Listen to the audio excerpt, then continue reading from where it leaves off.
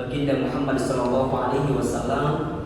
Mudah-mudahan semua langkah teman-teman ke tempat ini menggugurkan dosa yang pernah kita lakukan. Amin ya Allah. Dan Ahilman juga berharap berdoa kepada Allah, mudah-mudahan siapapun di antara teman-teman yang hari ini hadir sedang punya masalah, sedang punya persoalan, sedang punya kesulitan, semoga Allah hadirkan jalan keluar dari setiap persoalan hidup kita. Karena tidak ada tempat terbaik, tempat terindah yang bisa menjadi penenang dan sekaligus penguat dalam kehidupan kita kecuali saat kita mendekatkan diri kita kepada Allah Subhanahu wa Ta'ala. Dan di antara cara kita mendekatkan diri kepada Allah adalah dengan hadir di majelis ilmu, dengan hadir di majelis taklim, majelis kajian. Ada kerinduan yang harus terus teman-teman pupuk di hati ketika kita sibuk dengan aktivitas dunia, dan harus ada saatnya, ada waktunya kita untuk berhenti sejenak dari aktivitas dunia, kemudian mencari celah waktu agar bisa ngecas diri kita, ngecas iman kita, ngecas apa yang ada dalam tubuh kita, yaitu hadirnya di majelis ini. Allah Subhanahu wa Ta'ala memberikan pahala, yang pahala itu harus teman-teman yakini, sadari bahwa itu adalah bagian kebaikan yang Allah berikan kepada kita. Orang yang hadir di majelis ilmu, maka Allah akan angkat derajat. Surat Al-Mujadilah ayat 11. Surat apa? Al-Mujadilah ayat berapa? 11. Ada di pertengahan ayatnya ya. A'udzubillahi minasyaitonirrajim. Bismillahirrahmanirrahim. Yarfa'illahu alladhina amanu minkum walladhina utul ilma darajat. Allah Subhanahu wa Ta'ala akan sedang dan terus menerus mengangkat. Siapa yang Allah akan angkat? Alladzina amanu minkum, orang-orang yang beriman di antara kamu sekalian. Walladzina utul ilma, dan orang-orang yang mau menuntut ilmu, yang mau belajar ilmu, yang mau menambahkan ilmunya. Bagaimana Allah mengangkatnya? Darajat. Allah akan mengangkat dia beberapa derajat. Jadi kalau teman-teman sekalian ingin diangkat derajatnya dalam hidup, syaratnya 2 menurut ayat ini. 1, tingkatkan imannya. 2, tambah ilmunya. 1 apa? Tingkatkan imannya. 2, tambah ilmunya. Begitupun seterusnya. Kalau teman-teman ngerasa bahwa Hilman, aku tuh gelisah, resah, galau, hampa, tak menentu gitu ya, perasaan tuh gak enak dan gak jelas, biasanya kita ada problem dari sisi iman dan ilmu kita. Kalau teman-teman imannya down, kalau teman-teman imannya lagi dalam kondisi futur, berarti kita harus diingatkan kembali untuk dicas imannya agar makin naik lagi. Karena benteng iman itulah yang akan menjadi kekuatan sesulit apapun persoalan itu. Kalau teman-teman gak punya iman, kalau teman-teman gak punya benteng iman, kalau teman-teman gak punya kekuatan iman, maka teman-teman akan dibuat seolah-olah berat dalam menjalani kehidupan ini. Apalagi kehidupan ini memang tempatnya ujian, tempatnya musibah, tempatnya masalah. Selama kita hidup pasti kita akan bertemu dengan yang namanya ujian. Begitupun juga dengan ilmu. Beda orang yang berilmu dan orang yang tidak berilmu. Seorang calon suami, di sini insya Allah calon suami, mau nikah nggak? Kok kayak nggak yakin gitu? Misalnya yang ikhwan antum di sini hari ini belum nikah, kemudian antum berusaha nanti ingin menikah, berarti antum adalah calon suami. Seorang calon suami yang dia punya ilmu, maka dia akan memiliki sikap baik saat nanti dia di rumah tangga. Seorang calon suami yang punya ilmu, dia tidak akan mudah marah kepada istrinya, karena tahu marah kepada istri itu adalah sesuatu yang tidak baik dalam kehidupan. Sebaik-baiknya laki-laki adalah laki-laki yang mampu memuliakan istrinya. Begitupun seterusnya. Seorang calon istri mau nikah nggak, Pak? Sudah ada calonnya? Gak usah jauh-jauh, di balik layar hijau ada calon yang mau nikah. Seorang calon istri yang nanti dia menikah, maka dia akan selalu menampilkan hal-hal baik di depan suaminya, karena ciri istri yang baik itu kata Nabi ada 3. Satu, ketika dipandang oleh suaminya menyenangkan. Maka bagi istri, ketika Anda dandan, Anda pakai make up, kemudian Anda ikutan senam zumba gitu, gulitikan gitu ya. Ikut senam zumba, pakai make up, kemudian antum berdandan cantik untuk suami, tentu suami sendiri, bukan suami orang lain.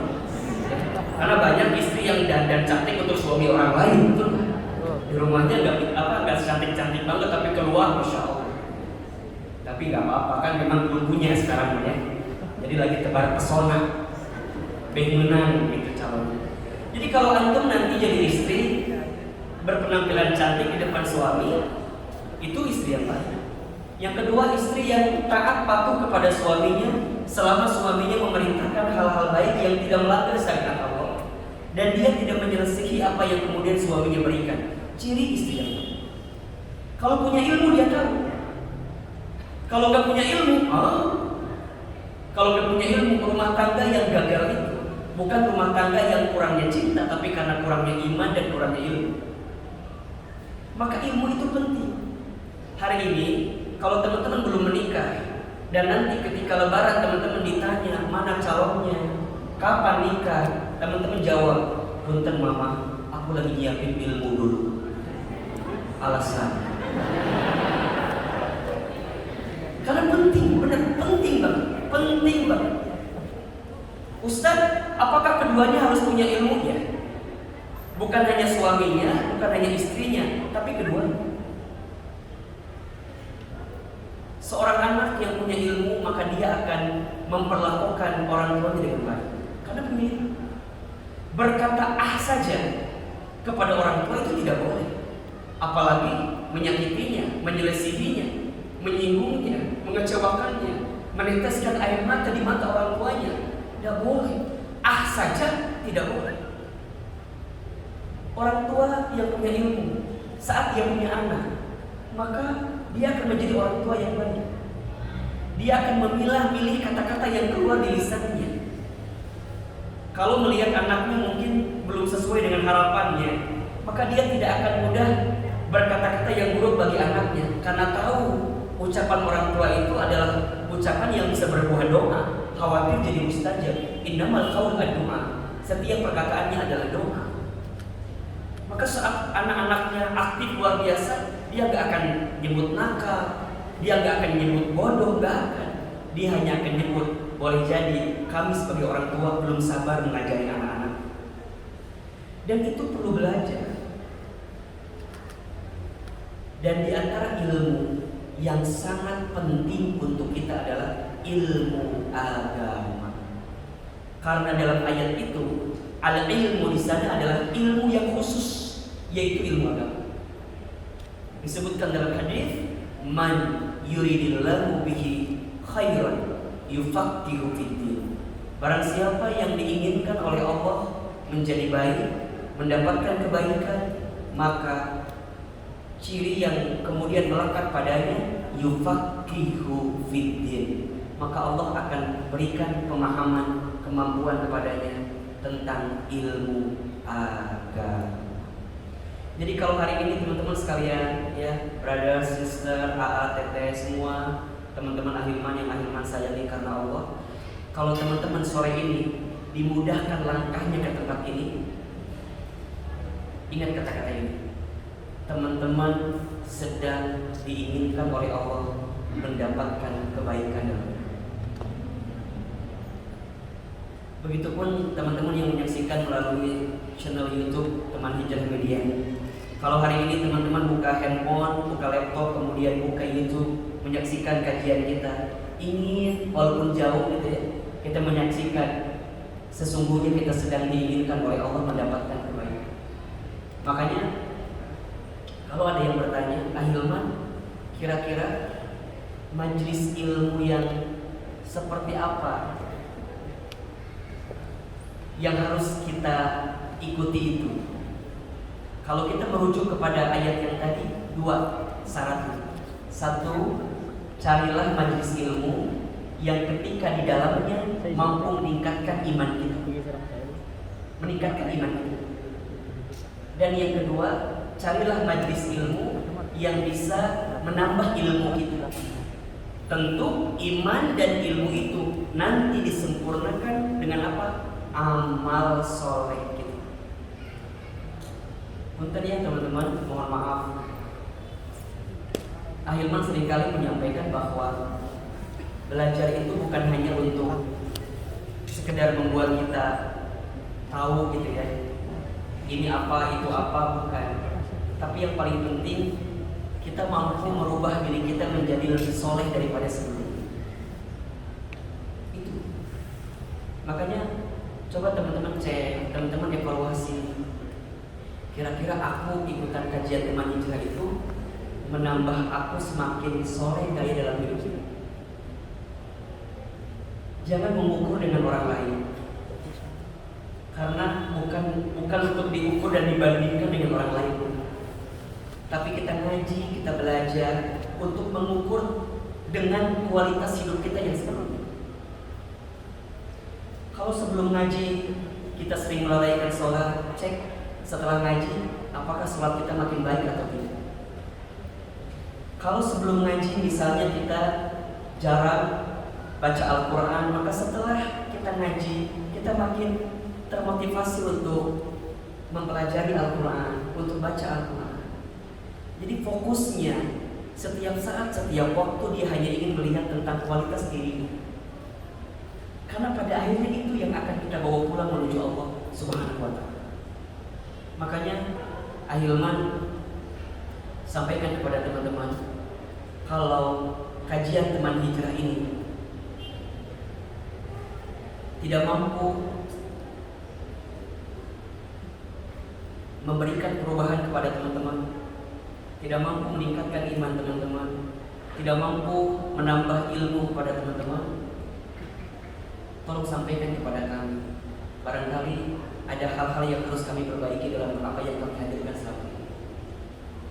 Jadi kalau teman-teman ikut kajian Teman Hijrah, tapi malah misalnya nggak dapat apa-apa, hati makin keras misalnya, hidupnya makin makin nggak karu-karuan gitu ya.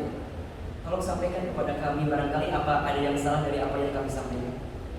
Tapi kalau teman-teman merasa bahwa dengan kajian ini, alhamdulillah kita merasakan ada kebaikan, ada pengaruh yang baik, bertemu dengan teman yang baik, lingkungan yang baik, pesan ahilman adalah doakan kami, doakan Teman Hijrah agar kami bisa istiqomah sampai husnul khatimah. Amin. Karena itu yang paling penting. Teman Hijrah itu ada karena ada teman-teman. Namanya juga teman. Teman itu kan gak mungkin sendiri. Justru teman itu makin kuat karena banyak teman-teman. Teman Hijrah. Makanya tagline kami, teman terbaik, tempat terindah. Karena boleh jadi ada di antara teman-teman yang menemukan teman terbaik di sini, dan boleh jadi ada di antara teman-teman yang menemukan tempat terindah di sini. Makanya fokus kami selalu di awal itu adalah gimana cara ngajak orang itu untuk mau ngaji dulu, senang ngaji dulu, mau duduk dulu. Bagaimanapun penampilannya silahkan. Karena barangkali teman-teman punya cara masing-masing untuk bisa menghadirkan kebaikan itu. Maka Bicara hijrah itu panjang sekali. Dan di antara salah satu hijrah yang perlu kita hadirkan setiap saat, setiap waktu adalah hijrah hati. Hijrah apa? Hati. Yang nanti naik level lagi. Nanti hijrah kepada hal-hal yang mana bisa kita lakukan. Penampilan kita hijrahkan. Terus sampai naik sampai kita sempurna. Sampai selesai kita kembali kepada Allah Subhanahu wa taala. Makanya mudah-mudahan teman-teman sekalian ya, teman-teman istiqomah di jalan Allah ya. Saling ingetin, saling nasihatin, saling muatin. Ahilman selalu memposisikan diri kalau ketemu dengan teman hijrah itu sebagai teman, sebagai sahabat. Teman-teman kalau di masjid ya tentu Ahilman sebagai pengisinya, teman-teman jamaahnya. Tapi kalau di luar Ahilman adalah teman akrab ya. Kemudian kita dekat, tidak berjarak, walaupun sekarang harus jaga jaraknya karena ada corona misalnya. Tetap kita jalan. Dan Masya Allah tidak terasa, kalau tidak salah 32 harian lagi kita akan berjumpa dengan bulan suci Ramadan. Mudah-mudahan kita semua disampaikan ke bulan Ramadan. Amin. Allahumma barik lana fi Rajab wa Syaban wa balighna. Baik teman-teman sekalian, hari ini kita akan bicara tentang Isra wal Mi'raj. Isra Mi'raj. Sambil nunggu guru kita Ustaz Samsam, Ahilman mungkin sedikit akan memberikan materi ya, atau angle yang boleh jadi ada pesan cinta dari peristiwa Isra Mi'rajnya Nabi Sallallahu Alaihi Wasallam. Sebagaimana teman-teman tahu, peristiwa Isra Mi'raj ini di antara peristiwa besar. Bahkan ada para ulama yang kemudian menjelaskan peristiwa Isra Mi'raj adalah bagian mukjizat bagi Nabi Muhammad Sallallahu Alaihi Wasallam. Isra Mi'raj. Isra itu berasal dari kata sarah, artinya berjalan di malam hari. Secara istilah Isra artinya adalah diperjalankannya baginda Nabi Muhammad SAW di malam hari dari Masjidil Haram yang ada di Mekah menuju Masjidil Aqsa yang ada di Palestina dengan menggunakan kendaraan bernama Buraq. Secepat kilat dalam waktu semalam bisa menembus dari Mekah menuju Palestina, dari Haram menuju Aqsa. Kemudian Mi'raj dari asal kata araja, artinya naik, dinaikkan. Maka Mi'raj maknanya dinaikkannya baginda Nabi Muhammad SAW dari Masjidil Aqsa menuju langit ketujuh Sidratul Muntaha dalam waktu yang sangat singkat semalam. Dan hal ini diabadikan dalam Al-Quran surat Al-Isra ayat 1 yang tadi Ahilman bacakan di Muqaddimah ya. Nah, cerita ini kan sudah teman-teman tahu. Apa yang harus kita hadirkan dari peristiwa Isra Mi'raj? Satu, ketika kita mendengar peristiwa Isra Mi'raj, maka kita harus yakin bahwa peristiwa ini ada. Meyakini peristiwa Isra Mi'raj berarti teman-teman meyakini Allah, meyakini Al-Quran, karena peristiwa Isra Mi'raj ada dalam Al-Quran ya. Seketika kita mendengar peristiwa Isra Mi'raj, maka di situ ada tanda-tanda daripada kebesaran Allah Subhanahu wa taala. Peristiwa Isra Mi'raj jika diukur dengan logika kita, akal kita, otak kita, kayaknya nggak mungkin Ustaz. Ya, tapi kita mengukur dengan kebesaran Allah, mungkin atau tidak? Mungkin. Itulah keimanan kita. Maka Ahilman coba akan menghadirkan mungkin 3 pesan cinta dari peristiwa Isra Mi'raj yang bisa kita hadirkan di tengah kondisi kita saat ini. 1, dengan Isra Mi'raj kita bisa semakin meyakini dengan kebesaran Allah. Semakin apa? Meyakini dengan kebesaran Allah. Tidak ada yang paling besar dalam kehidupan kita Tidak ada yang paling berkuasa dalam kehidupan kita kecuali Allah Subhanahu wa Ta'ala.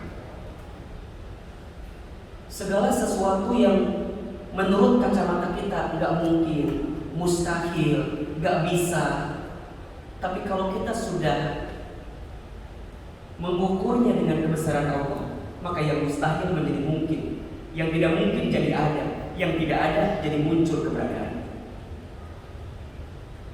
Maka perhatikan di awal ayat terkait dengan Isra tadi ya, Subhanalladzi, kata Allah, Maha suci Allah.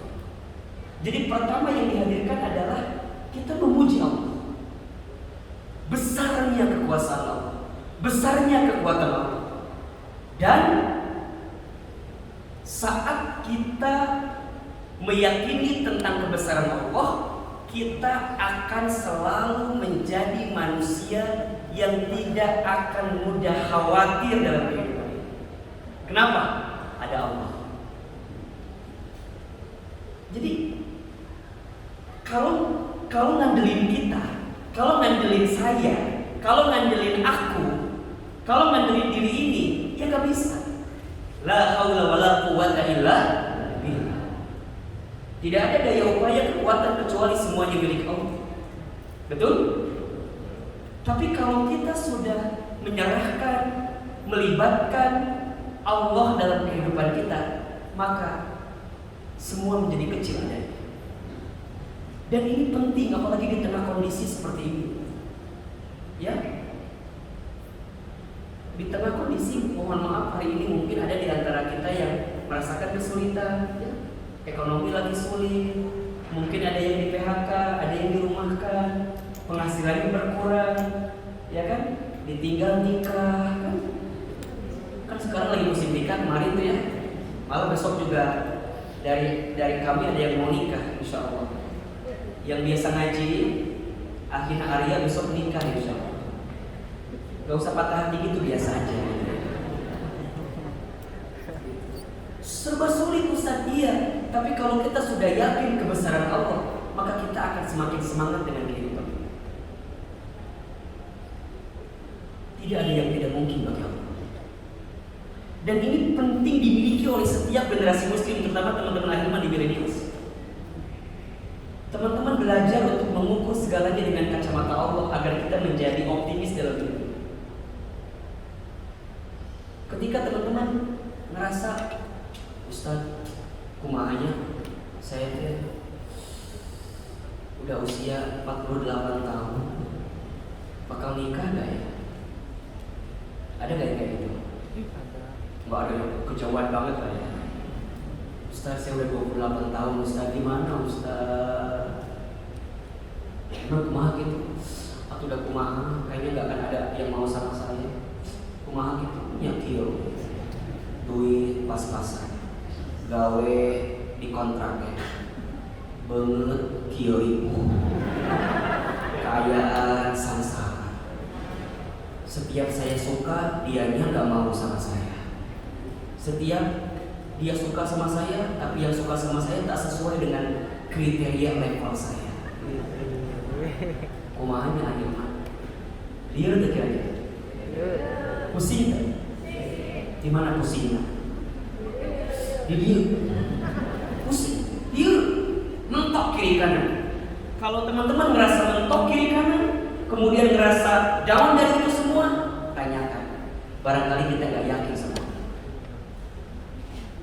Tapi kalau setelah Isra Mi'raj kita yakin bahwa Allah Maha Besar, Allah bisa memperjalankan seorang hamba di malam hari, bolak-balik cepatnya luar biasa, cepat sekali, bisa. Apalagi hanya menentukan jodoh untuk kamu sekali. Kecil. Jadi sekarang nggak ada bahasa Ustaz, kumaha atunya, enggak. Teman-teman akan jawab, tenang, kalem aja. Ada siapa? Allah. Gitu. Makanya ujungnya jadi ada optimisme yang datang gitu. Ketika antum ikhwan ditanya oleh akhwat, kamu tuh serius gak sama aku? Mau datang ke rumah kapan? Nggak ada bahasa cik ampun nih. Kamu tuh lihat coba Bagaimana mungkin AA bisa nikahin kamu aja masih belum bisa ngurus diri AA sendiri. Akhwat, berlindunglah dari ikhwan yang seperti itu. Kalau antum punya ikhwan yang kayak gitu ngomongnya, tinggalkan, putuskan. Madesku. Laki-laki itu kekuatannya di kepercayaan dirinya. Kata-katanya itu yang jadi kekuatan. Jangan lemah. Bagaimana antum bisa menghidupi seorang akhwat jika antum lemah? Akhwat, kalau ada laki-laki yang pesimis, tinggalin. Lo, gue, liur atau udah mah hidup kita susah, kita harus nanggung orang laki-laki yang tidak bisa memberikan harapan sama kita. Betul apa enggak? Tolong ya, skip aja kalau yang kayak gitu. Skip. Biasalah, memang begitu. Skip aja. Kalau ada yang pesimis, dikit-dikit diajak serius, udah skip. Mulai hari ini, setelah antum belajar tentang peristiwa Isra Mi'raj, yakin dengan kebesaran Allah. Ketika akhwat nanya, AA, kapan mau ke rumah? Neng maunya kapan? Gitu dong. Neng maunya kapan? Emang AA udah siap?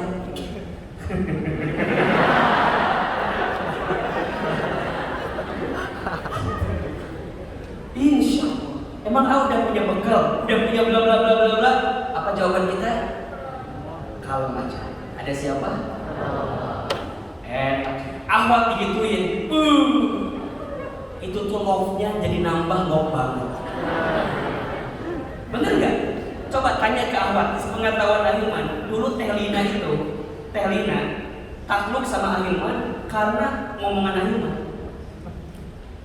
Dulu aduh, teman-teman jangan lihat Ahilman kayak sekarang itu. Baheula mah pulungan pisan. Letik, menek, hidung, bau, hirup deui. Teman-teman jangan lihat Ahilman sekarang, tapi dulu kemana-mana masih pakai motor Supra-Pit, anak yatim piatu, orang miskin, nggak punya apa-apa, baru lulus kuliah. Ketika Telina nanya, sayang, kamu jadi mau nikahin aku apa enggak? Dulu Ahilman nggak menjawab, enggak. Lalu menjawab enggak, berarti jadi Ahilman. Ahilman dulu banyak alasan. Ahilman bilang, Ahilman gak punya ini, belum punya ini, pengen punya rumah dulu, pengen punya ini dulu, pengen punya ini dulu. Sampai ada pertanyaan yang bikin jelek ke saya. Apa pertanyaannya? Kata istri saya dulu, kira-kira butuh berapa tahun Hilman bisa dapat itu semua? Waktu itu usia saya 21 tahun. Berapa tahun? 21 tahun baru lulus kuliah. Telina nanya, kira-kira Hilman butuh berapa tahun untuk punya semua itu? Kata Ahilman, ya sekitar 28 tahun lah. Berarti 7 tahun lagi berarti kan? Kata Telina, berarti kalau begitu usia Hilman 28, usia Lina 29. Jadi usia saya lebih setahun dibanding saya. Apakah mau nunggu selama itu? Dan apakah yakin kita akan siap di waktu yang lama seperti itu?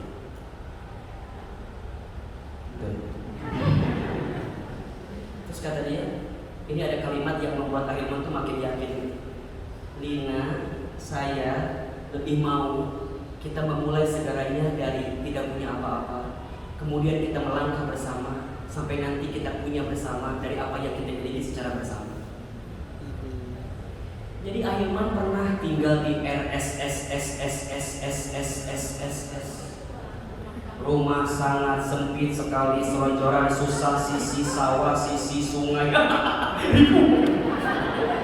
Jadi kalau orang nanya, tinggal di mana? Di Sentul. Lain Sentul sebenarnya. Babakan Madan. Di belakangnya Cipambuan, belakangnya di samping Gawir Sungai Azikra. Jadi dulu mah di mana Sentul? Sentul. Ngomongnya Sentul, padahal lain di Sentul. Kalau orang Sentul City, wah, lain. Sehingga orang ditanya, di mana rumah? BNR. Oh, blok apa? Itu belakang Nirwana Residen. Ciapus. Jadi dia agak enak, gak jawabnya langsung aja BNR. Tinggal. Kok bisa yakin akhirnya? Sampai terus pertanyaan itu panjang. Ya titiknya adalah kayak gak yakin aja sama Allah. Itu kalimat itu, kayak gak yakin aja sama Allah. Nah teman-teman sekarang, kalau lagi down, lagi susah, lagi sulit, langsung mikirnya kayak gak yakin aja sama Allah. Tenang aja, ada Allah. Maka hikmah yang kedua, dari Isra Mi'raj kita bisa belajar tentang husnuzon kepada Allah. Ustaz, ini seakan-akan Isra Mi'raj itu bicara tentang kesedihan ya Ustaz sebelumnya. Karena memang begitu. Teman-teman tahu kalau bicara sejarah Isra Mi'raj itu, para ulama ada yang menyebutkan bahwa Isra Mi'raj itu dihadirkan oleh Allah untuk baginda Nabi sebagai bentuk kekuatan bagi baginda Nabi ketika itu, karena Nabi lagi sedih kan. Nabi lagi berduka karena kehilangan dua orang yang dicintainya kan.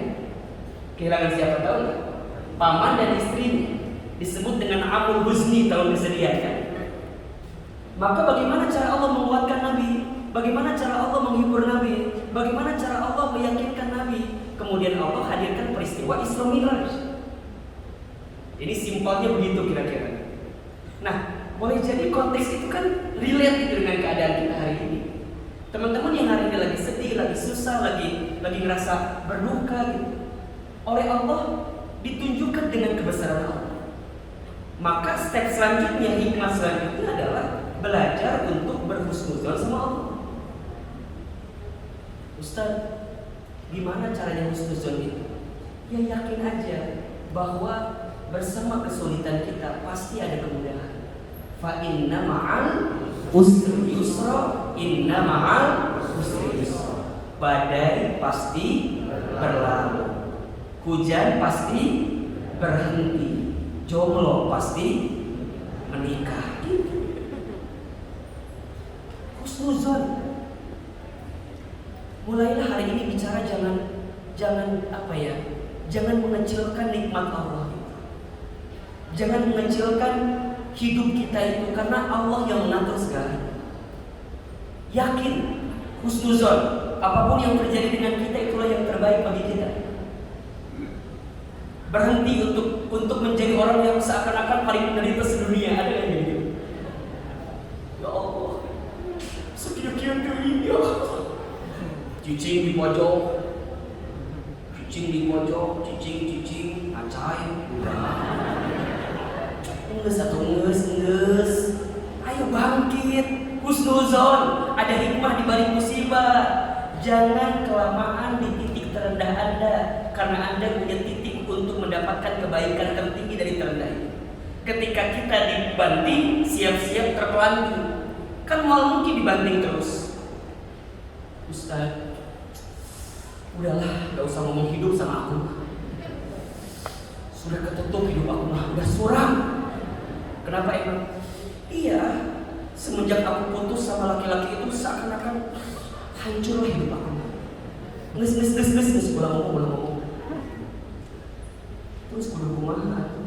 Masa hidup kita mau dihabiskan dengan air mata penyesalan dari apa yang pernah kita lakukan? Cukup 1, 2, 3 selesai. Kalau salah kita bertobat, perbaiki diri.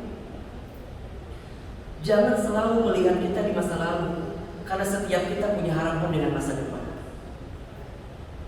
Teman-teman yang dulu tukang mabok, ngeus atuh eureun. Mabok wae mahal. Mahal waktu, mahal duit. Ngeus eureun ganti ayeuna mah bajigur. Dawet ke, channel ke, ngeus atuh mah nyari kitu wae. Ayo bangkit. Ustaz, tapi kan saya dulu jauh di masjid, jauh gak pernah sholat. Udah, yang kamu yang dulu tutup. Tidak usah kamu ceritakan. Tutup. Hari ini, bismillah, yakin ada hikmah di balik kejadian. Belajarlah berdamai dengan masa lalu. Belajar. Bagaimana caranya? Bersyukurlah, bercerminlah. Bersyukurlah Allah telah menghadirkan masa lalu kita. Karena dengan itu kita jadi belajar agar tidak tenggelam lagi, agar tidak terpleset lagi, agar gak jatuh lagi. Jangan jatuh untuk kedua kalinya, agar kita tidak merasakan sakit yang kedua kalinya. Kita jadi tahu kan, ini nggak boleh, ini nggak boleh, ini nggak boleh. Ahwat sekarang kalau antum ada ikhwan yang deketin antum kan jadi tahu modusnya. Lu gimana modus? Udah tahu. Belajar dari mana? Masa lalu. Masa lalu memang bukan untuk dilupakan, karena susah untuk melupakan. Tapi masa lalu hanya cukup untuk dimaafkan. Catat status saya ini. Masa lalu memang bukan untuk dilupakan, karena susah untuk melupakan. Masa lalu untuk apa? Dimaafkan. Maaf itu. Tutup lembaran lama, bukan lembaran baru. Husnuzon, ada kebaikan di bawah. Begitupun juga pesan Allah kepada Nabi kan, ya Rasulullah, ya Nabi Muhammad sallallahu alaihi wasallam. Sesedih apapun engkau kehilangan dua orang yang engkau cintai, yakin ada kebaikan yang sedang Allah titipkan itu. D-N-A-T. Sesakit apapun orang yang pernah pergi meninggalkan kita, maka percayalah, dari setiap rasa sakit akan ada obat untuk menyembuhkan. Boleh jadi ada orang lain yang sedang Allah siapkan untuk kehidupan kita. Nukamari bukan yang terbaik untuk kita, simpel. Yang kemarin bukan yang terbaik, maka cukuplah kita menangis sehari, 2 hari, 3 hari. Setelah itu keluar lagi. Set. Mengapa semua menangis? Biasalah. Set. Kan ayahnya punten, teman kadang-kadang teman-teman ada nggak teman yang kalau ketemu teh sama dia bawaannya teh masalah terus, ada nggak? Jadi kalau ketemu teh rusi. Sok Ahilman tanya, kalau teman-teman ketemu sama teman yang bawaannya rusi, ke kitanya jadi rusi nggak bangga? Kita nggak punya masalah, kita teh biasa aja gitu. Tapi dia datang rusi, jadi liar ke orang. Masa jadi liar gini sih, naon sih? Makanya teman-teman ini kalau ketemu teman yang kalau ngomongin masalah, dia curhat cerita, bilang aja, nges atau nges, biasalah. Udah. Misalnya dia lagi sakit, kita lagi nangis, udah sehari 2 hari. Tapi kan kalau kelamaan mah, aku kumaha coba. Kalau setiap ketemu dia cerita deh, curhat deh, aku mau cerita dong, cerita itu sama deh, masih ngomongin bab yang sama. Udah aku. Bahkan ada orang yang kalau mau cerita teh, aku mau cerita dong, sama nggak ceritanya? Sama sih, enggak terus. Makanya Ahilman selalu coba perhatikan ya, teman-teman kalau ikut kajian teman hijrah, Ahilman selalu bawa pesan untuk semangat, optimis, hadirkan kebaikan, optimis. Ada Allah, husnuzon. Dan yakin la yukallifullahu nafsan illa wus'aha. Allah tidak akan mungkin memberikan beban kepada kita di luar batas kemampuan kita. Kenapa kita mendapatkan kesulitan yang seakan-akan kita paling sulit? Karena Allah tahu, neng, pundak kita memang kuat kata Allah untuk menerima beban ini. Jangan mengukur masalah kita dengan masalah orang, karena setiap orang punya masalah masing-masing. Jangan ada bahasa, kamu mah enak ya nggak ada masalah, cek saha. Orang dia ada masalah, kan beda cuma mana mah diomongin orang lantar. Betul apa enggak? Ahilman, ada masalah apa enggak? Tatap wajah Ahilman. Coba teman-teman, Ahilman ada masalah apa enggak? Tak eta masalah teman-teman. Sibuk dengan masalah orang lain. Jadi masalah kita ini sebenarnya hari ini sibuk dengan masalah orang lain. Tapi kan Ustaz, atau biar ada teman, biar gak aku sendirian yang punya masalah. Masing-masing punya masalah. Kalau kita ngerasa punya masalah berarti introspeksi diri gitu. Ya kan? Nah, pesan pertama cintanya dari peristiwa Isra Mi'raj, belajar semakin meyakini kebesaran Allah. Pesan cinta kedua, belajar husnuzon dengan Allah. Dan pesan cinta yang ketiga, tentu kita semakin belajar untuk berserah diri meminta tolong kepada Allah. Dengan cara apa? Ya ayyuhalladzina amanu ista'inu bis-sabri was-shalah. Innallaha ma'as sabirin. Wahai orang-orang yang beriman, minta tolonglah kepada Allah dengan sabar dan salat. Sesungguhnya Allah bersama dengan orang-orang yang sabar. Teman-teman tahu ya, dari peristiwa Isra Mi'raj, di antara syariat yang Nabi dapatkan dari Allah Subhanahu wa taala adalah perintah salat. Kata kuncinya adalah, jika teman-teman hari ini sedang menghadapi kesulitan yang besar, yang berat, maka carilah jalan keluarnya dengan salat.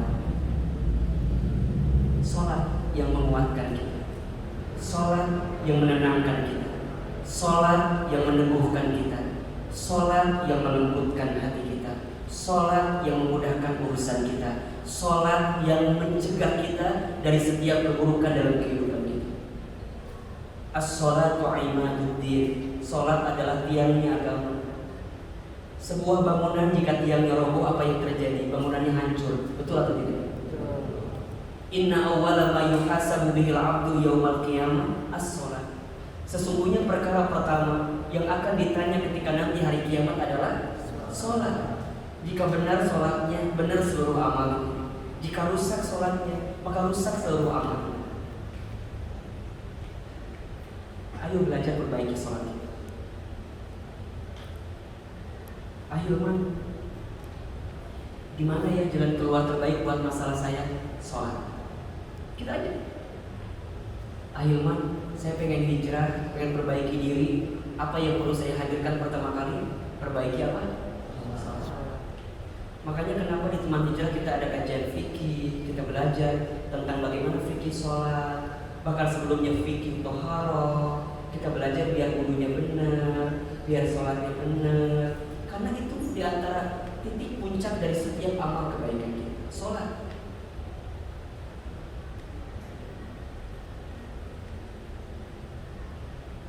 Orang yang sholatnya benar, orang yang sholatnya baik, maka Allah akan hadirkan kebaikan kepadanya.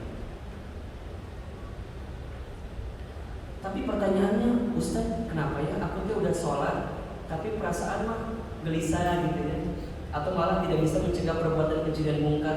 Jangan salahkan sholatnya, barangkali yang salah kitanya.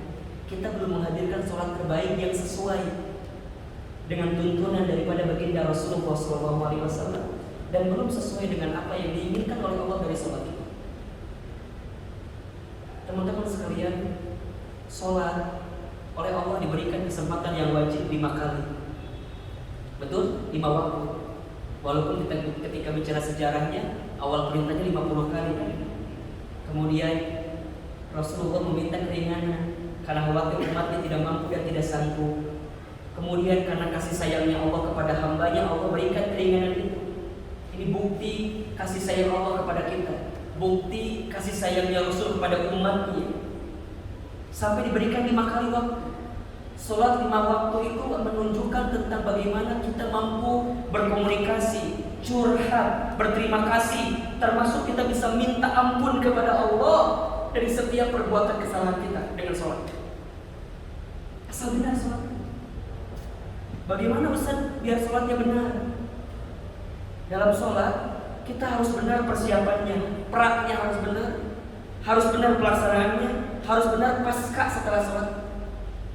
Makanya dalam Al-Quran kenapa perintah sholat itu bukan dengan af'alus sholat tapi aqimus sholat, bukan melakukan sholat tapi mendirikan sholat. Kenapa? Kalau melakukan hanya fokus pada pelaksanaannya saja, tapi kalau mendirikan berarti komprehensif semua tata aturan dalam sholat, baik sebelum, ketika, setelah, itu harus dibingkai dengan kesempurnaan dalam sholat itu sendiri. Sebelum sholat, apa yang perlu kita sempurnakan? Wudu. Coba cek, teman-teman wudunya udah benar belum sampai hari ini? Ustaz, gerakannya sih udah benar Ustaz, tapi cek lagi secara lebih mendalam, teman-teman memahami nggak fundamental dari wudu itu? Kata guru saya, dalam wudu itu Hilman bukan hanya sedang membasahi bagian tubuh yang kena air wudu, tapi yang paling mendalam saat kamu wudu, kamu sedang membersihkan setiap anggota tubuhmu dari dosa yang pernah kamu lakukan. Maka perhatikan, hampir semua anggota bagian tubuh yang kena air wudu adalah anggota bagian tubuh yang paling banyak berbuat dosa. Betul? Pertama, apa? Membasuh tangan kita, mencuci tangan kita. Kenapa? Karena boleh jadi banyak dosa dimulai dari tangan. Apalagi hari ini, boleh jadi ada dosa lewat sosial media kita. Betul? Tangan. Boleh lagi menunjuk orang, ngambil harta yang zalim dan segala macam. Tangan. kemudian berkumur-kumur. Kan? Apa makna lebih mendalam ini? Lisan boleh jadi sering berbohong, sering berdusta, ingkar janji, fitnah, sumpah serapah, ghibah. Kita kumur-kumur. Ya tentu bukan akhirnya tidak mengesampingkan sisi kesehatannya, karena itu juga ada, luar biasa. Kemudian hidung istinsak, memasukkan air ke dalam hidung, menghisap, kemudian dikeluarkan kembali. Boleh jadi di hidung kita pernah mencium sesuatu yang tidak baik. Kemudian wajah, saat membasuh wajah, kita kemudian menyelap-nyelapi dari apa yang kemudian mata kita, boleh jadi mata kita pernah melihat sesuatu yang haram. Kemudian tangan, kemudian kepala, kemudian telinga diginiin kan? Kenapa? Boleh jadi telinga kita sering mendengar sesuatu yang tidak baik. Bahkan kaki sampai mata kaki, karena boleh jadi kaki kita sering melangkah ke tempat maksiat. Coba teman-teman saat wudu udah begitu belum memahaminya? Saat wudu tuh udah, ya Allah, ya Allah, nonton kebenar ya Allah, ya Allah, melihat yang gak benar ya Allah. Jadi luar biasa. Coba. Bukan hanya itu, kemudian bicara waktunya. Ingat, sholat yang baik itu ditunaikan di awal waktu. Di mana? Di awal waktu. Bahkan termasuk perkara yang paling disukai oleh Allah itu sholat ala waktiha, sholatu ala waktiha, sholat di awal waktu. Beda ya, antara awal dengan tepat beda. Awal waktu dengan tepat waktu beda. Azan zuhur jam 12. Kemudian kita sholat setelah azan itu namanya apa? Awal waktu. Tapi kita sholat jam 2, masih boleh nggak? Masih ada waktunya nggak? Masih ada. Boleh jadi waktunya masih tepat, tapi tidak awal waktu. Siapapun yang seringkali mengakhirkan sholat, siapapun yang seringkali melalaikan sholat, maka jangan kaget kalau banyak kesempatan dalam hidupnya diakhirkan selama ini. Cek sholat. Kemudian setelah persiapannya sempurna, pakai pakaian terbaik gitu ya, dengan etika adab terbaik ketika sholat, Masya Allah. Kemudian kita sholat, langsung kita menghadap ke kiblat, fokus maknanya. Kita angkat telapak tangan kita, kemudian kita mengucapkan kalimat apa? Allahu Akbar. Apa maknanya? Apa maknanya? Allah Maha Besar. Saat kita sholat, saat teman-teman berdiri, kemudian Allahu Akbar, kemudian teman-teman mengedepankan tangan, di situ teman-teman Allahu Akbar bermakna teman-teman menyingkirkan semua urusan dunia, karena itu kecil bagiku, yang besar siapa? Allah. Kemudian setelah itu kita baca Al-Fatihah. Masya Allah, bacaan Al-Fatihah itu adalah bacaan percakapan antara hamba dengan Tuhan, antara kita dengan Allah Subhanahu wa Ta'ala. Saat kita membaca Bismillahirrahmanirrahim, apa artinya? Dengan menyebut nama Allah yang Maha Pengasih lagi Maha Penyayang. Ya Allah, kalau hari ini ada yang menyakiti hatiku, ada yang menyinggung perasaanku, ada yang melukai keadaanku, aku tidak akan sedih berlebihan ya Allah, karena ada Engkau Ar-Rahman Ar-Rahim. Masya Allah, sedalam itu. Makanya ketika dia sholat, dia khusyuk. Dia mungkin terbayang kesulitan dalam hidupnya, dia terbayang apa yang pernah menimpanya. Tapi saat itu dia yakin ada Allah. Dia menyebut nama Allah yang Maha Pengasih lagi Maha Penyayang. Tidak ada yang paling sayang sama aku kecuali Allah. Makanya wajar ada orang yang habis sholat bisa nangis. Ada kehusuan dalam sholat itu. Kemudian lanjutkan bacaan. Alhamdulillahi Rabbil Alamin. Ya Allah, segala puji hanya bagimu, Tuhan semesta alam. Lepas kesombongan, karir, jabatan, harta, kekayaan, popularitas ditinggal, karena kita cuma dititipi aja sama Allah. Yang berhak dipuji siapa? Allah. Jadi bagaimana mungkin orang yang sering baca Al-Fatihah tapi masih ada sombong di hatinya?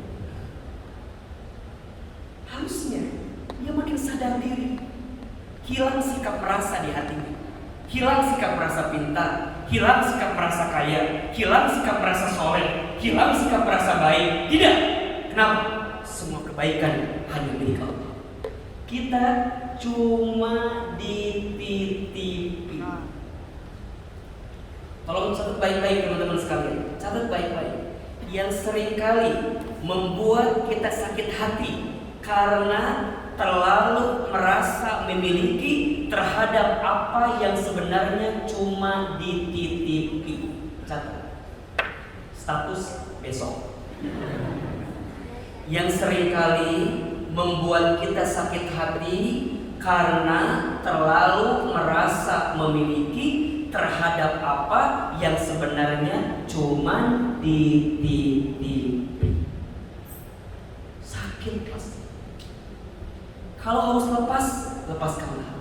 Kalau harus pergi, biarlah pergi. Hilanglah kemelekatan hati di hati ini terhadap apapun. Karena di hati ini cuman ada satu nama, yaitu Allah.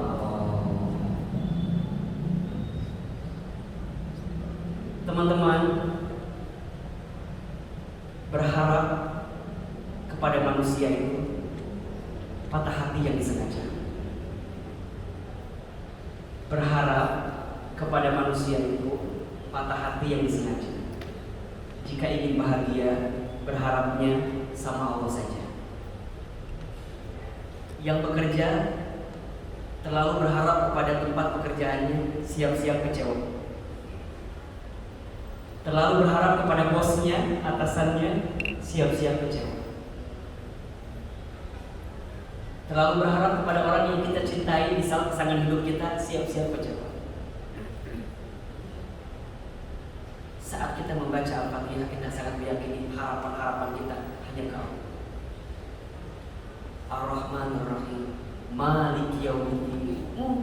Kata Allah, hambaku sedang memuji aku nih. Lantas apa yang kau inginkan hambaku? Kita lanjutkan. Iyyaka na'budu wa iyyaka nasta'in. Ya Allah, hanya kepadamu lah aku menyembah, dan hanya kepadamu lah aku meminta pertolongan. Allah, itu kan kalimat curhat paling tinggi. Allah, hamba lagi susah ya Allah, hamba lagi sulit ya Allah, hamba lagi bingung ya Allah, gimana ya Allah, kan gitu. Hanya kepada Engkau ya Allah. Apa yang kau inginkan hambaku? Ihdinas siratal mustaqim. Ya Allah, tunjukkanlah kepada kami, hantarkanlah kami, bersamaikan kami menuju jalan yang lurus. Kalau lagi bingung, minta ke Allah dikasih petunjuk. Ya Allah, mana jalan yang benar? Ya Allah, mana? Kalau ada pilihan, ya Allah, yang mana ya Allah? Si Rudi atau si Putra ya Allah? Kira-kira gitulah kalau bahasa apa? Yang ini atau yang ini ya Allah? Wih, Masya Allah. Kalau ada kerjaan ya Allah, saya nerima mana kerjaan saya nih ya Allah? Di Zimbabwe atau di Utopia ya Allah? Misalnya, ya Allah, saya kudu pilih yang mana ya Allah? Nikah tahun ini atau tahun ini ya Allah? Jadi gak ada pilihan kecuali tahun ini. Ya Allah, gimana ya Allah? Apakah dia cocok sama aku ya Allah atau tidak ya Allah? Gitu. Wih, dalam sekali kalau sudah begitu teman-teman. Siratal ladzina an'amta 'alaihim ghairil maghdubi 'alaihim waladdallin. Amin. Baca surah, setelah itu kemudian kita ruku. Ruku itu tanda apa? Tanda kepatuhan kita kepada Allah. Sami'na wa ata'na. Kumaha Allah we, gitu kalau bahasa kita. Siap ya Allah. Engkau menyuruh apa kepadaku, aku lakukan, aku kerjakan. Sami'na wa ata'na. Setelah itu apa? Sami'allahu liman hamidah. Betul? Rabbana lakal hamd. Ya Allah ya Allah. Kemudian kita sujud, Masya Allah. Sujud itulah yang menjadi inti, kata para ulama, dari sholat. Karena di saat sujud kita benar-benar pasrah ke Allah. Kita menundukkan setiap apa yang biasanya di atas, nih, kepala kita, di bawah. Gak ada harganya kita. Karena harga terbaik, nilai terbaik, sesuatu yang paling penting dalam diri saya adalah Allah. Kalau begitu teman-teman, sholatnya pengen lama-lama coba.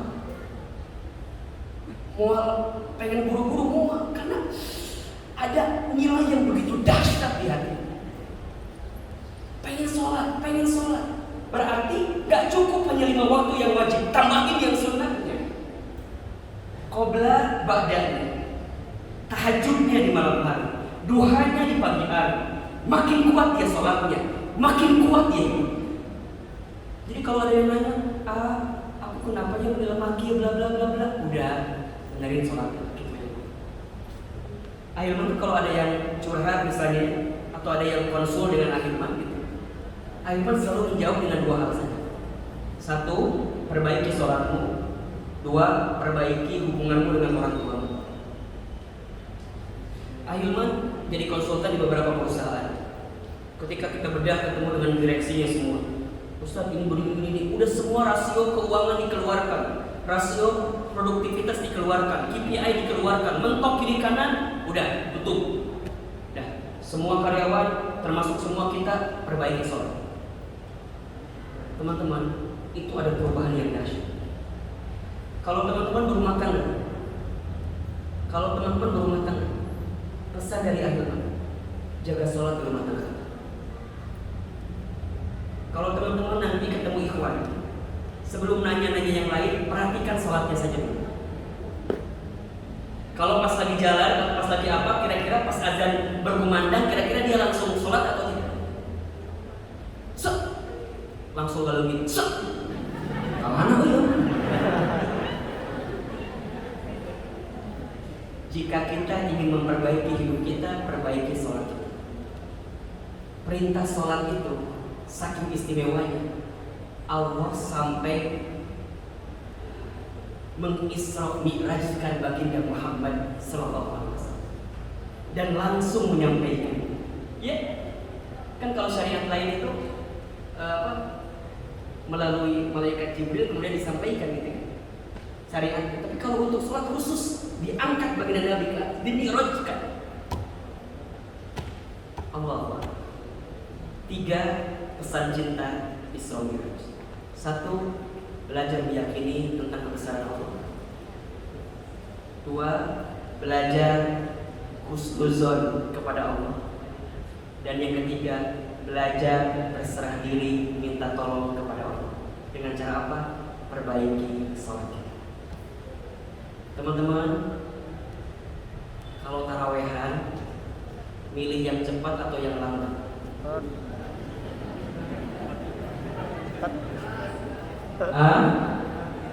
Pilih yang cepat atau pilih yang lama? Cepat. Setelah ngaji barusan Ramadan tahun ini, mau yang lama atau mau yang cepat? Cepat. Tergantung tanggal biasanya. Teman-teman, tarawih itu artinya sholat nyantai kan, istirahat, tarawih, rohah. Harusnya, tapi kadang-kadang kita rek sholat ya, Ustaz, ulang di itu sholatnya, imamnya 5. Kadang-kadang kita pilih yang cepat. Nah, Ramadan tahun ini membalas Ramadan yang kemarin. Kan kita Ramadan kemarin mungkin ada di rumah, mudah-mudahan tahun ini lebih baik insya Allah ya. Corona mudah-mudahan pergi, amin. Kita insya Allah bisa tarawih, pilih yang paling panjang, yang sejuz. Setiap malam sejuz. Hari pertama datang ke Azikro, kan di Azikro di Andalusia semalam sejuz gitu ya. Datang. Isu ke tarawehan dulu.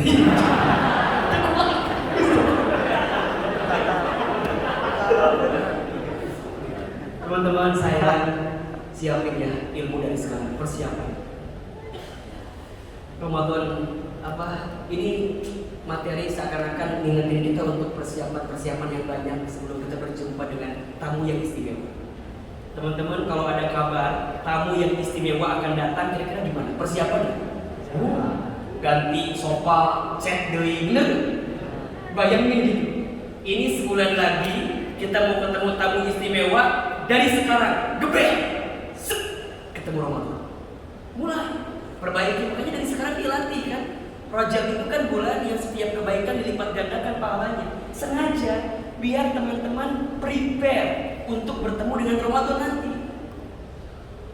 Tapi jangan sampai akhirnya digeber ke Ramadan, enggak sekali lo pakai amal.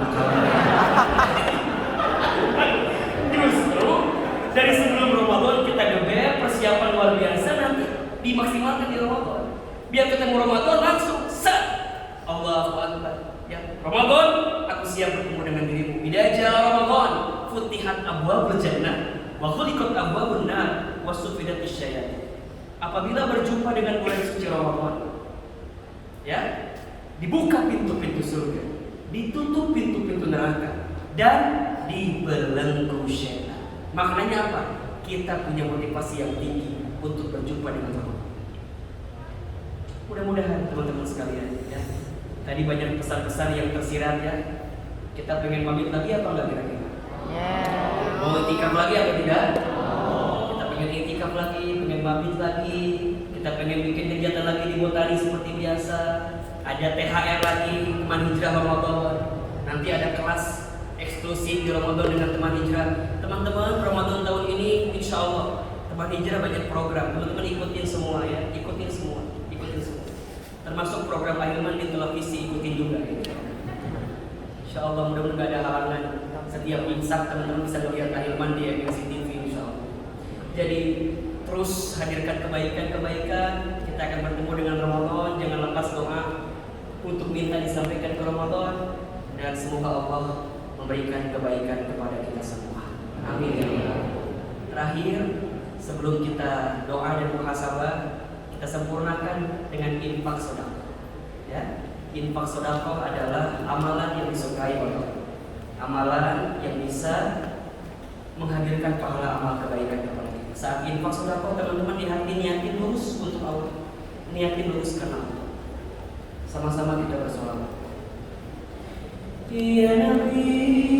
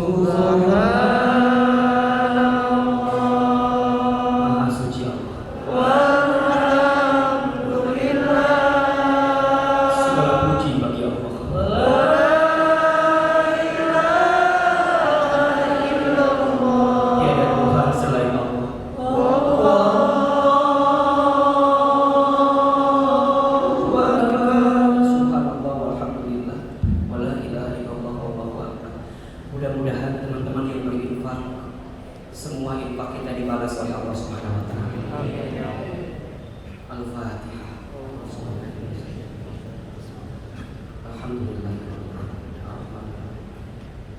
Iyyaka na'budu wa iyyaka nasta'in. Ihdinas siratal mustaqim. Shiratal ladzina an'amta 'alaihim ghairil maghdubi 'alaihim waladdallin. Istighfar 3 kali. Astaghfirullahaladzim. Astaghfirullahaladzim. Astaghfirullahaladzim. Tundukkan kepala kita, tundukkan mata kita, bersimpuh kita kepada Allah. Sama-sama kita beristighfar sembari kita mengingat semua dosa yang pernah kita lakukan, mengingat betapa banyak maksiat yang pernah kita kerjakan.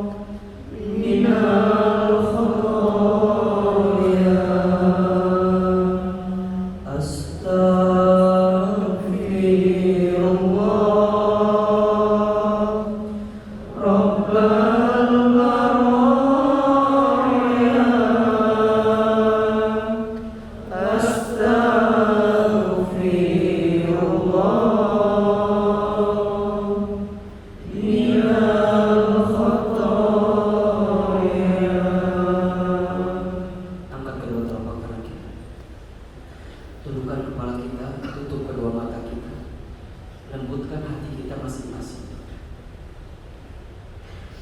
Saat berdoa, khusyuk, yakin bahwa Allah mendengar setiap doa-doa kita. Allah mengetahui setiap isi hati kita. Allah menyaksikan setiap dari kita. Aminkan dalam hati masing-masing. A'udzubillahi minasyaitonirrajim. Bismillahirrahmanirrahim. Alhamdulillahirabbil alamin. Hamdan syakirin hamdan na'imin. Hamdan yuwafi ni'amahu wa yukafi mazidah. Allahumma shalli ala sayyidina Muhammadin wa ala alihi wa ashabihi ajma'in. Ya Allah, ya Rahman, ya Rahim. Duhai Allah yang Maha Pengasih lagi Maha Penyayang. Ya Allah, hari ini kami semua hadir di masjid ini.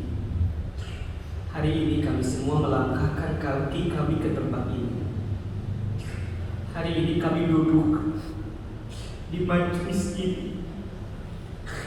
Duhai Allah yang Maha Menatap, tantang kami semua ya Allah dengan kasih sayang. Duhai Allah yang Maha mengatur setiap urusan kami. Ya Allah, kami mohon kepadamu, ridhoi pertemuan kami di sore hari ini ya Allah. Kami mohon ya Allah, berkahi setiap ilmu yang kami dapatkan, agar kami semakin menjadi lebih baik di hadapan-Mu ya Allah. Ya Allah, ya Ghaffar, ya Ghafur. Duhai Allah yang Maha mengampuni setiap dosa dan kesalahan kami. Ya Allah, siapapun di antara kami, seburuk apapun masa lalu kami ya Allah,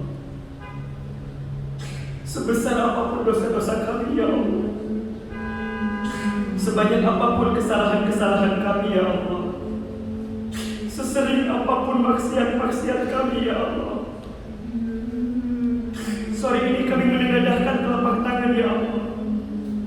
Kami memohon kepadamu ya Allah, ampuni semua semua dosa yang pernah kami lakukan, ya Allah. Ampuni semua dosa yang pernah kami lakukan, ya Allah. Semua dosa-dosa kami, ya Allah. Semua dosa-dosa kami, dari mulai kami berbuat dosa sampai nanti kami kembali kepadamu, ya Allah. Ampuni dosa-dosa kami, ya Allah. Dari mulai dosa yang kecil sampai dosa yang besar, dari mulai dosa yang kami sembunyikan rapat-rapat, ya Allah, sampai dosa yang kami buat terang-terangan.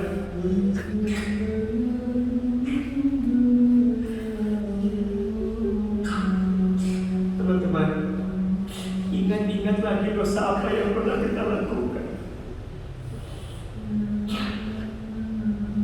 Perhatikan tubuh kita.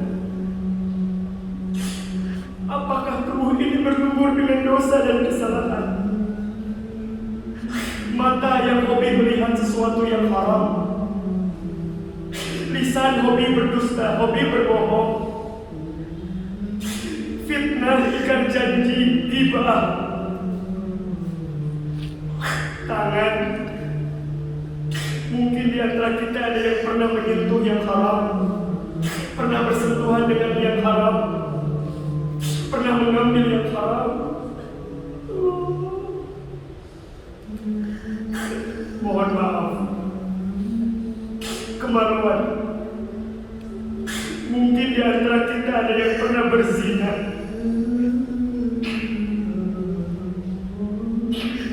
Allah, banyak dosa, ya Allah.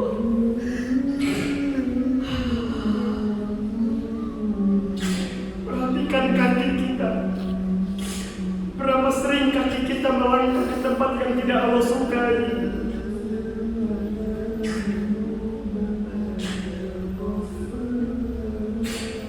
Hadirkan wajah orang tua kita. Bayangkan wajah ibu kita. Berapa kali teman-teman pernah menyakiti hati ibu? Mama, berapa sering kita pernah mengecewakan hati ibu, membantah ucapan ibu, menggores hati, luka di hati ibu kita.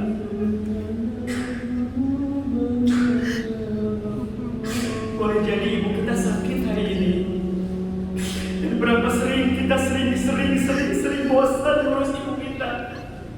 Padahal ibu kita lah yang melahirkan kita. Ibu kita lah yang mendidik kita, membesarkan kita, banting tulang bela untuk kita. Dekatkan wajah ibu kita, bayangkan wajah ibu. Hari berganti hari sudah mulai tua ibu kita itu, ya Allah.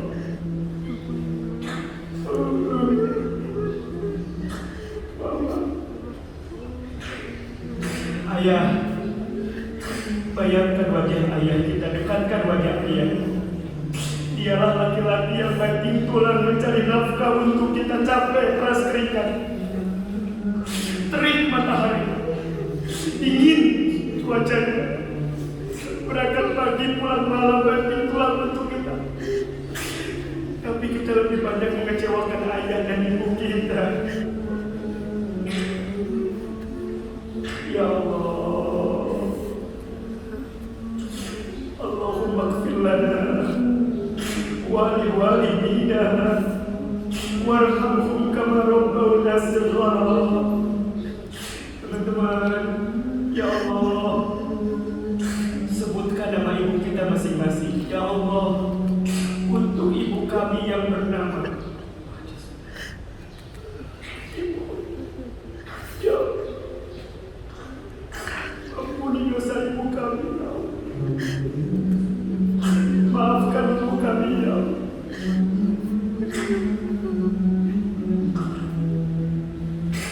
Ya Allah, untuk ayah kami yang bernama, sebutkan nama ayah kita masing-masing. Ya Allah, ayah kami yang bernama, ya Allah, maafkan ayah kami jika ibadahnya kurang, ilmunya kurang, Maafkan ya Allah. Karena mungkin ayah kami capek mengurus kami, banting tulang untuk kami ya Allah. Maka ya Allah, kami mohon kepadamu, jika orang tua kami masih hidup, panjangkan usia orang tua kami, sehat afiatkan orang tua kami, bahagiakan hari-hari tua orang tua kami, berikan kemampuan kami untuk membahagiakan orang tua kami ya Allah.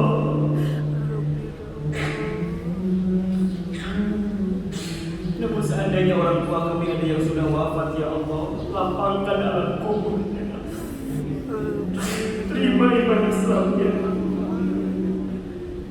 izinkan kelak kami berjumpa kembali dengan orang tua kami di surga-Mu ya Allah. Ya Allah, kami semua yang hadir sore ini ya Allah, perbaiki hidup kami ya Allah. Teman-teman, silakan berdoa sesuai dengan hajatnya, keinginannya, harapan. Ayo, yang sedang punya masalah seberat apapun sampaikan. Ayo ikhwan akhwat teman-teman sekalian, belajar berbisik sama Allah. Sampaikan apa yang menjadi harapan kita. Ya Allah,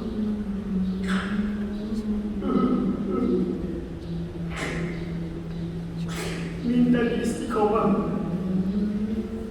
minta dibimbing.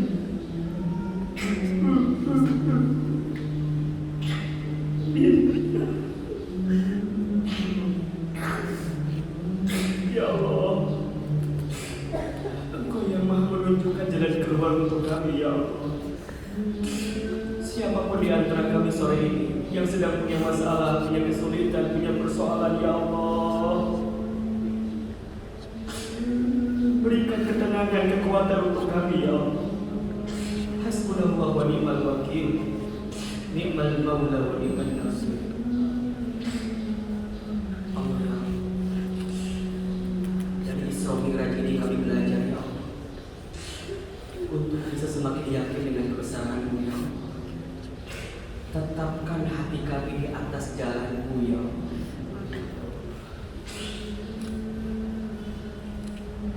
Kuatkan hati kami untuk makin husnuzon, prasangka baik atas semua kejadian dalam hidup kami ya Allah. Perbaiki ya Allah semua keadaan dalam hidup kami ya Allah.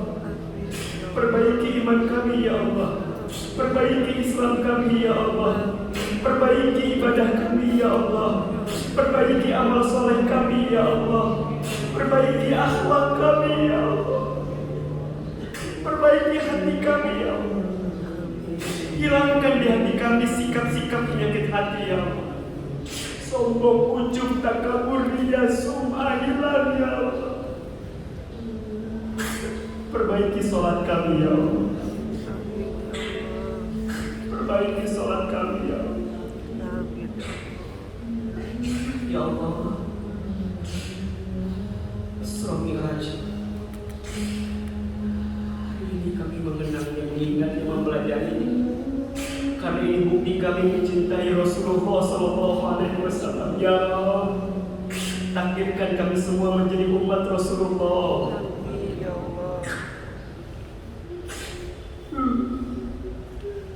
Saat nanti hari kiamat ya Rabb, izinkan takdirkan kami mendapatkan syafaat dari Rasulullah.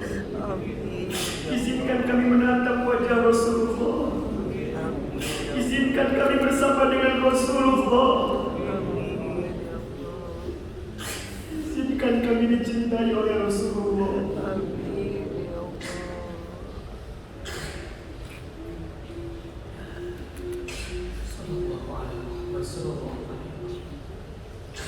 Ya Allah ya Allah, seandainya usia kami semakin dekat dengan wafat kami ya Allah, kami mohon kepada-Mu, wafatkan kami semua nanti dalam keadaan beriman. Amin. Wafatkan kami semua nanti dalam keadaan Islam. Amin. Wafatkan kami semua ya Allah nanti dalam keadaan husnul khatimah. Allah, Allah, Allah. Kami semua teman hijrah ya Allah. Kami berteman karenamu ya Allah. Kami berjumpa karenamu ya Allah. Seandainya nanti kami berpisah-pisahkan kami karenamu ya Allah. Dan kami hari ini bertemu di dunia, kami mohon ya Allah, pertemukanlah kami nanti di surgamu ya Allah. Allahumma inna nas'aluka ridhaka wal jannah wa na'udzubika min sakhatika wan nar. Allahumma barik lana fi Rajab wa Sya'ban wa balighna Ramadan wa balighna Ramadan wa balighna Ramadan ya Allah. Sampaikan kami semua ke bulan suci Ramadan. Amin ya Allah. Allah, kabulkan doa kami ya Allah. Amin. Ijabah permintaan kami ya Allah. Amin. Rabbana taqabbal minna innaka antas samiul alim. Wa tub 'alaina innaka antat tawwabur rahim. Amin. Allahumma a'inna 'ala dzikrika wa syukrika wa husni ibadatika.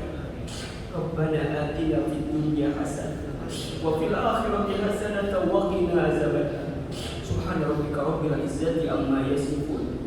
Wassalamu 'alal mursalin walhamdulillahi rabbil alamin.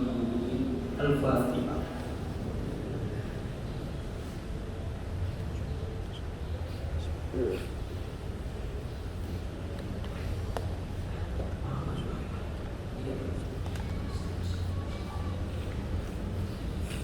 Amin ya rabbal alamin. Teman-teman Hilman, teman-teman hijrah, terima kasih banyak atas perhatian di hari ini. Hati di jalan dan kesehatan, salam untuk keluarga semua. Mohon maaf jika ada banyak kesalahan. Yang benar dari Allah, yang salah dari kita sendiri. Wabillahi taufiq wal hidayah. Sampai bertemu di kajian selanjutnya. Assalamualaikum warahmatullahi wabarakatuh. Waalaikumsalam warahmatullahi wabarakatuh. Jazakallah khairan untuk pemahamannya dan mohon